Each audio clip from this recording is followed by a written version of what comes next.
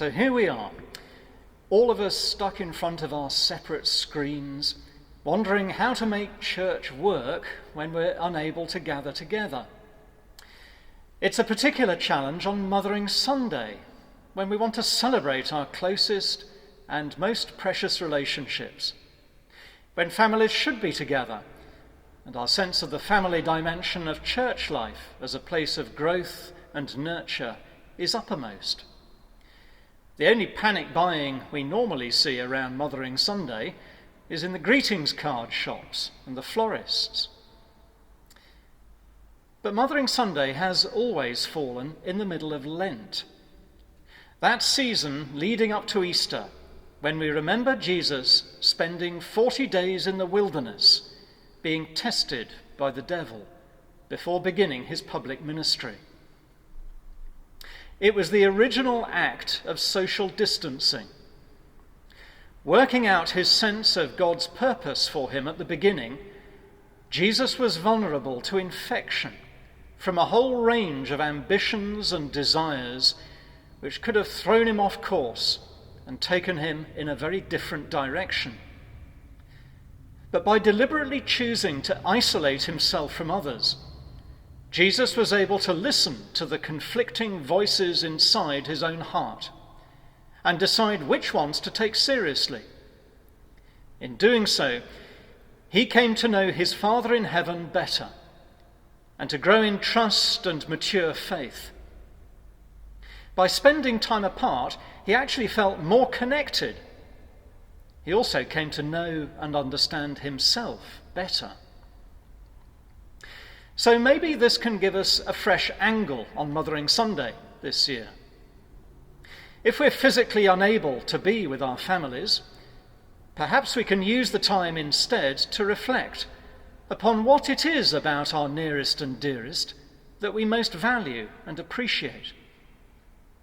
And whilst it's always nice to get together over a meal, perhaps that isn't the best time to tell someone how important they are or how grateful we are for their love.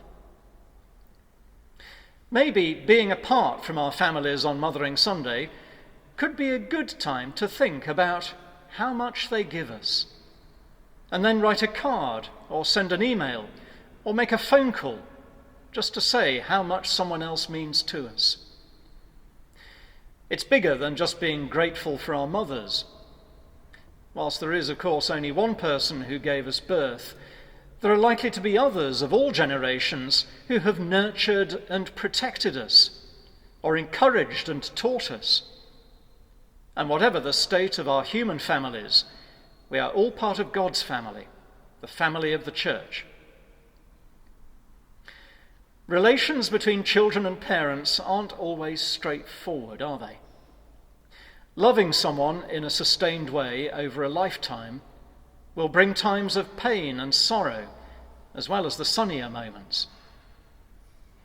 In our gospel reading this morning, Simeon warned Mary that as Jesus fulfilled his calling to be the means of God's salvation in the world, a sword would pierce her soul. Showing love in our imperfect world is costly, especially for parents, whether human or divine. As we get closer to Holy Week, the cost of love becomes clearer in the shadow of the cross. The pain of separation from our families, which many are currently enduring, is also an expression of love. We're doing it in order to protect one another. So this Mothering Sunday, we may not be together, but the opportunity to appreciate the gift of love is no less. Whatever your family circumstances, you are loved with an unfailing love, a costly love, the love of one who gave you life. Being separated from others may make us more aware both of our need for love and also of the fact that God's love is an unchanging reality. So may God bless you during this time in the wilderness. And in your time alone, may you draw closer to him. May you see just how much you have received. And may you find in this time an opportunity to be strengthened in your relations with others, not least in the church family, and find ways to express gratitude for the gift of one another within the love of God.